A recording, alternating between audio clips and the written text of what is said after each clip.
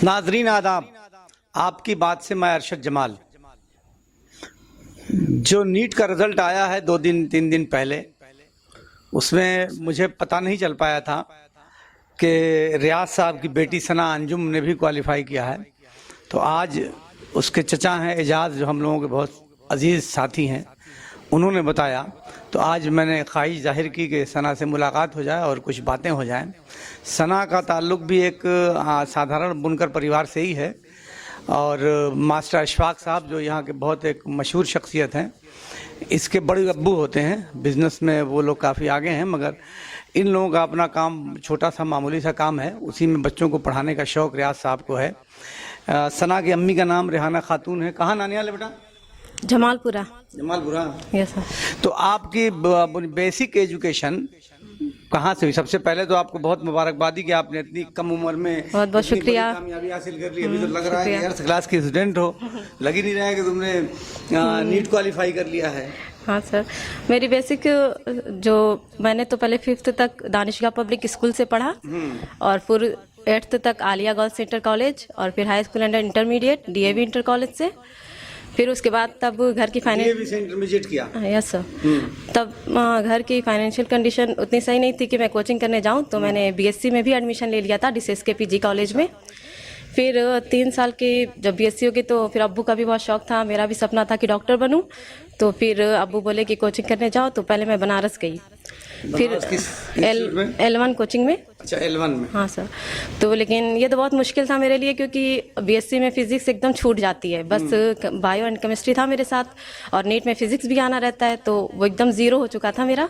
लेकिन मैंने भी हिम्मत नहीं हारी और अब्बू भी हिम्मत मुझे दिलाई कि कर सकती हो तुम।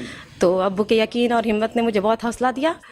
फिर बनारस में किया प्रिपरेशन, लेकिन वहाँ से नहीं हो पाया सिलेक्शन, तो फिर उसके बाद मैं कोटा गई। फिर ये सेकंड अटेम्प्ट था? नहीं, मेरा 4th अटेम्प्ट था ये। अच्छा। हाँ। तो पहले कोचिंग कभी नहीं किया? कोचिंग बस ये थोड़ी बनारस में किया, फिर 1 साल कोटा में किया? नहीं, 2 साल बनारस और 2 साल कोटा। अच्छा, 4 साल हो गया। तो दोनों जगह की कोचिंग में क्या फ़र्क है? वहाँ LN में किया होगा, कोटा में? हाँ, LN में ही किए थे। अच्छा, तो दोनों जगह की कोचिंग में क्या फ़र्क लगा? जैसे कि पढ़ाते तो यहाँ भी अच्छा थे बनारस में, हाँ, लेकिन LN में कोटा में क्या था कि मैनेजमेंट बहुत ही ज़्यादा अच्छा था। अगर 7 बजे का क्लास है तो सर लोग एकदम 7 बजे ही आते थे, तो उनकी पंक्चुअलिटी देख के स्टूडेंट्स को भी लगता था कि हमें भी पंक्चुअल होना है। और टेस्ट का मैनेजमेंट भी बहुत अच्छा होता था, 22 दिन पे एक टेस्ट होना। और जैसे बनारस में थोड़ा सर लोग थोड़ा लेट हो जाते थे क्लास में आने पे, तो हमारा थोड़ा लॉस हो जाता था। पढ़ाते तो अच्छा थे, लेकिन LN में मैनेजमेंट बहुत ही ज़्यादा अच्छा था, तो इसलिए तो एक तो ये कि मैनेजमेंट अच्छा था, टीचर्स भी अच्छे थे, पाबंदी थी। हाँ बिल्कुल, टीचर बहुत एक्टिव रहते थे। मेथड जो है वो किसका बेटर था? LN का ही अच्छा है। क्या कोटा फर्क है दोनों में? वहाँ पे जैसे कि सर लोग का पढ़ाने का जो मेथड होता है वो बहुत इजीली समझ में आ जाता है, बच्चे जल्दी कवर किस मीडियम का इस्तेमाल करते हैं? पढ़ाने में तो हिंदी इंग्लिश दोनों ही टर्म जो होते हैं हिंदी इंग्लिश का इस्तेमाल करते हैं, लेकिन पढ़ाते हिंदी में ही है। अच्छा, जो बच्चे आसानी से समझ सकें उस जुबान का इस्तेमाल करते हैं। L1 बनारस में भी अच्छा पढ़ाते हैं, केमिस्ट्री तो मेरी बनारस से ही स्ट्रांग हो गई थी। अच्छा। वहाँ पे भी अच्छा पढ़ाते, फिजिक्स भी। बायो मुझे LN का ज़्यादा अच्छा लगा, कोटा LN का। वो जैसे NCERT बेस्ड पढ़ाते हैं वो बायो। बाकी फिजिक्स केमिस्ट्री तो बनारस की भी बहुत अच्छी है। मतलब कोचिंग क्या ज़रूरी है बच्चों के लिए? यहाँ तो जो पढ़ाई होती है, इंटरमीडिएट तक जो पढ़ाई करी होगी और जो पेपर आया होगा नीट का, तो दोनों में बहुत फ़र्क होगा? नहीं, अगर अब CBSE बोर्ड की अगर NCERT कोई अच्छे से पढ़े, अब पैटर्न ऐसा हो गया है कि अगर इंसान चाहे तो घर से ही, अगर घर में फैमिली वैसी है सपोर्टिव, तो वो घर रह के पढ़ सकते हैं। थोड़ा बहुत यूट्यूब पे भी अब इतना कुछ हो गया है कि वहाँ से भी देख के इंसान पढ़ सकता है। अब उतना टफ नहीं है, क्योंकि अब NCERT बेस्ड आने लगा है पेपर। पहले फिजिक्स का पेपर बहुत हार्ड होता था, तो कोचिंग करना ही पड़ता था, लेकिन अब कर सकता है इंसान अपने से भी। नहीं, NCERT बेस्ड भी अगर हो गया है तो उसमें केमिस्ट्री तो ऑलरेडी होगी ना उसमें भी? हाँ, केमिस्ट्री है, तो केमिस्ट्री भी NCERT से ही आती है। अच्छा, वो उसी से आती है, उसी की लाइन्स उठाते हैं अब। तो जैसे एक तो ये कि जो सिलेबस की जो किताबें होंगी, बहुत सारी किताबें जो लोग बताते होंगे वो पढ़ती होंगी, या फिर पेपर्स कितने दिनों का देखा? पेपर्स तो हम लोगों को 11 साल का मिलता है, वो तो पूरा लगा लिए थे हम वहीं से लोग। मिल जाता है पेपर भी? हाँ, एलएन से सब कुछ मिला था हम लोगों को, पूरा 11 साल का पेपर वो पूरा लगा लिए। और सर लोग अपना अपना, जैसे जो वहाँ के मॉड्यूल नाम से फेमस है बुक जो है, उसके क्वेश्चंस लगाए, मतलब क्वेश्चंस लगाए थे। और कुछ यूट्यूब से भी मैंने कुछ सब्सक्रिप्शन लिए थे नीट प्रेप का, तो वहाँ से भी किया क्वेश्चंस। मतलब यूट्यूब और गूगल से भी अगर जाके चाहें तो बच्चे कुछ सीख सकते हैं? हाँ, सीख सकते हैं बिल्कुल। अब पेपर ऐसा आता है कि एनसीईआरटी, और अब क्या होता है कि एलएन के भी बहुत सारी क्लासेस टेलीग्राम पे मिल जाती हैं फ्री में, तो वहाँ से भी पढ़ सकता है इंसान, पढ़ सकते हैं घर भी बैठ के। अच्छा, घर अगर वालिदैन बहुत पढ़े लिखे नहीं हैं, ये सवाल लगभग मैं सभी बच्चों से पूछता हूँ, क्योंकि अभी जो जनरेशन हमारी चल रही है, तो इस जनरेशन में बहुत क्वालिफाइड लोग तो हैं नहीं। अब आप लोगों के जो बच्चे होंगे तो वो यकीनन आला तालीम याफ्ता होंगे, तो वालिदैन के बहुत आला तालीम याफ्ता न होने से क्या बच्चों के मुस्तकबिल पे कोई फ़र्क पड़ता है? नहीं, जैसे कि मेरे घर ही है ना, तो अब्बू बहुत ज़्यादा पढ़े ना अम्मी, लेकिन सोच है, बहुत अच्छी सोच है। भले खुद नहीं पढ़ पाए, लेकिन एक है कि मेरे बच्चे पढ़ेंगे, और उन्होंने सबको पढ़ाया। मेरे घर सब बहुत बहुत अच्छी अच्छी पोस्ट पे है। अप्पी का भी हो गया है गवर्नमेंट में, और मेरा भी हो गया। तो ऐसा नहीं है कि माँ बाप नहीं पढ़े हैं तो बच्चे नहीं पढ़ सकते, बिल्कुल पढ़ सकते, हम लोग ही पढ़े हैं। मतलब ये कि माँ बाप अगर पढ़े लिखे बहुत ज़्यादा नहीं हैं तो भी बच्चों को मायूस होने की ज़रूरत नहीं है, बल्कि वालिदैन को ये चाहिए कि बच्चों की निगरानी करें। जैसे अक्सर माँ बाप भी तो इन्फीरियरिटी कॉम्प्लेक्स का शिकार हो जाते हैं कि मैं तो पढ़ा लिखा नहीं हूँ तो बच्चों को कैसे पढ़ाऊँगा। तो ऐसे माँ बाप को क्या करना चाहिए बच्चों के लिए? बच्चों के लिए ये कि आप तो पहले अपने बच्चों पे भी भरोसा रखिए कि वो कर सकता है। और आपके जैसे जब भी वो कहीं मतलब कोई भी डिप्रेशन का शिकार या कुछ भी ऐसे आपसे अगर वो डिस्कस करता है तो आप उसकी हिम्मत बढ़ाइए। जैसे मेरे अब्बू ने बढ़ाया मेरी बहुत हिम्मत। जब भी मैं कॉल करती थी तो हमेशा कहते थे नहीं कर लेना, ये सब दिक्कतें आती रहेंगी, तुम फेस कर सकती हो। तो ये सब मायूस होने की ज़रूरत नहीं है और बहुत कंपेयर करने की भी ज़रूरत नहीं है। आपका बच्चा अपना है, आप उस पर भरोसा रखिए, वो कर लेगा। आपका भरोसा उसके साथ होगा तो वो पूरी दुनिया से लड़ लेगा। अच्छा सना, आपने 4 साल तक लगभग कोचिंग की, 2 साल बनारस में की है, 2 साल जो है आपने वहाँ कोटा में की। दोनों जगह कोचिंग में क्या फ़र्क लगा? कोचिंग में रहन सहन से मुराद है, मेरा एजुकेशन पे बात हमारी हो चुकी है। दोनों जगह का रहन सहन और खाना, ये सारी चीज़ों में क्या फ़र्क है? खाना तो जैसे कि फीस में भी बताओ आप। फीस तो एलएन कोटा की बहुत ज़्यादा है।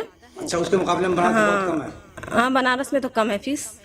जहाँ जिस कोचिंग में हम किए थे L1 में और LN में, फीस में तो फ़र्क है। लेकिन मेरा नीट में मार्क्स अच्छे आ गए थे तो मेरा 60% डिस्काउंट मिल गया था LN कोटा में भी। अच्छा, तो इजली हो गया था मेरा वहाँ एडमिशन। और हॉस्टल की जहाँ तक बात है, वो तो कोचिंग से रिलेटेड नहीं होता कि अटैच नहीं होता कि कोचिंग का उस पर कोई इफेक्ट पड़ेगा। अच्छा, हॉस्टल की लाइफ और घर की लाइफ में क्या फ़र्क?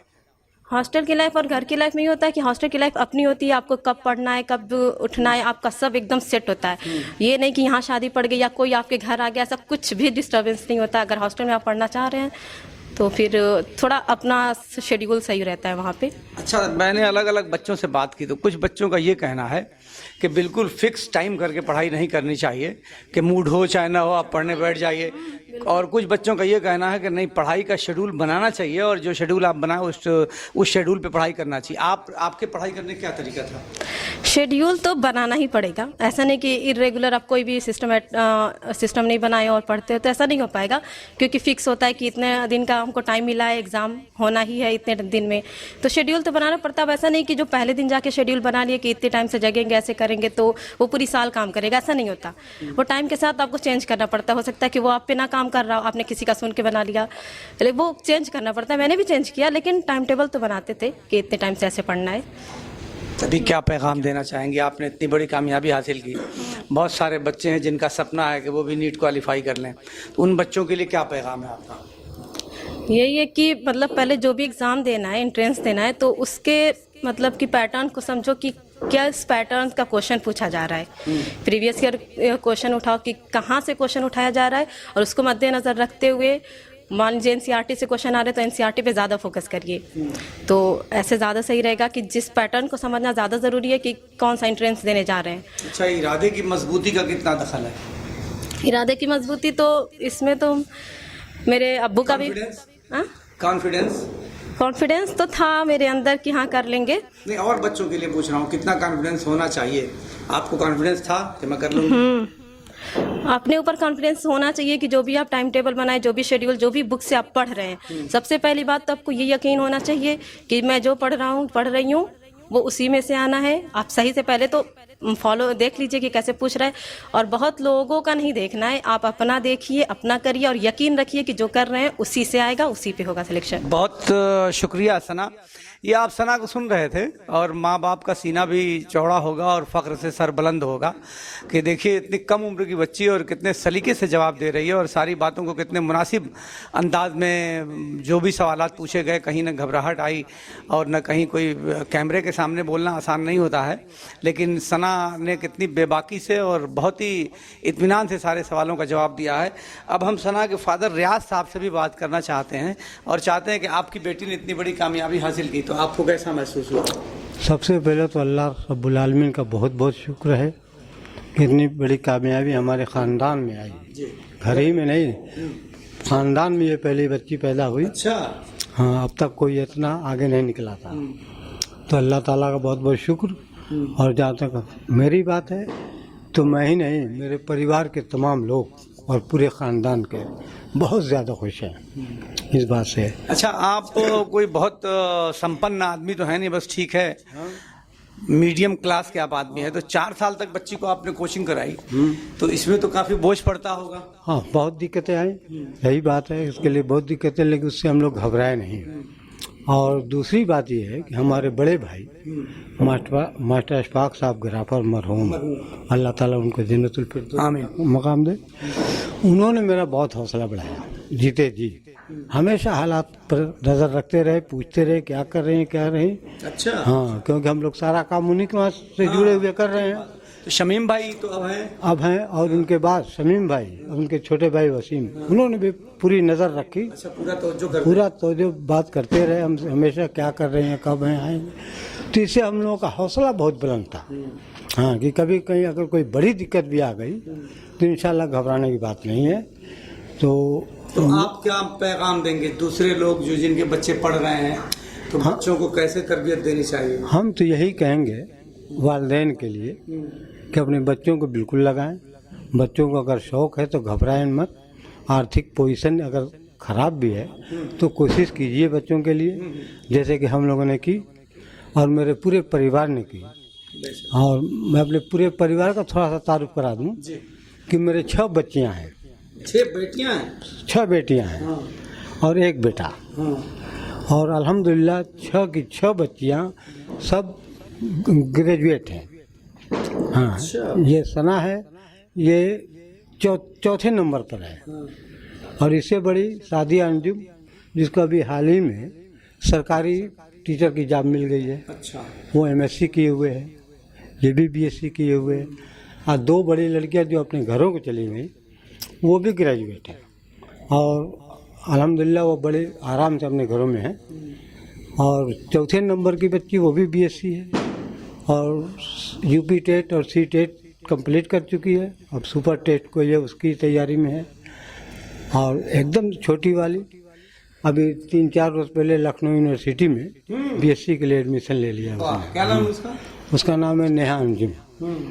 और AMU और BHU का इंतज़ार कर रही है। टेस्ट दिए हुए हैं, टेस्ट दिया है और यहाँ तो एडमिशन ले लिया है उसने लखनऊ में। तो आखिर बच्चों पर इतना आप फोकस करते हैं उनके आला तालीम पर, तो क्या सोचते हैं, क्यों आखिर? हमने ये सोचा कि बच्चियाँ हैं, ख़ास तौर से बच्चा भी मेरा ग्रेजुएट है, ऐसी बात नहीं है, लेकिन चूँकि अकेला था तो मेरे साथ ही मिल के काम करता रहा और बड़ी मेहनत से कर रहा है। तो मैंने ये सोचा कि भाई बच्चियाँ हैं, कहीं भी रहेंगी, अपने घरों को रहेंगी, अपने पैर पर खड़ी रहेंगी तो इज्जत से रहेंगी और इनकी नस्लें जो हैं वो आगे निकलेंगी। यही सोच के मैंने इन लोगों के लिए मेहनत किया। बहुत शुक्रिया। अल्लाह मियाँ आप जैसा जज्बा सबको बयान करें। आप सुन रहे थे सना अंजुम को भी आपने सुना, और उस सना के फादर अब्बू जो रियाज अहमद साहब हैं उनके बारे में भी आपने सुना, और उनके जज्बात भी सुने और उनके नज़रियात को भी आपने सुना है कि, और यही हमारा मकसद जाहिर सी बात है कि हम लोगों का कोई ये पेशा नहीं है पत्रकारिता करना, लेकिन हमारा मकसद यही है कि जो लोग कामयाबी की मंजिल तक पहुंचते हैं वो किन दुश्वारियों से गुजरते हैं और किस तरह से उनका हौसला बुलंद होना चाहिए ताकि वो आगे कामयाबी की तरफ जा सकें। लोगों की हौसला अफजाई के लिए और लोगों को मशाले राह बनाने के लिए हम लोग इस प्रोग्राम को लोगों के सामने पेश करते हैं ताकि दूसरे भी इससे सीख लें और जो बच्चे कामयाबी हासिल कर रहे हैं उनके वालिदैन की भी हौसला अफजाई हो और बच्चों की भी हौसला अफजाई हो। आपकी बात से मैं अरशद जमाल।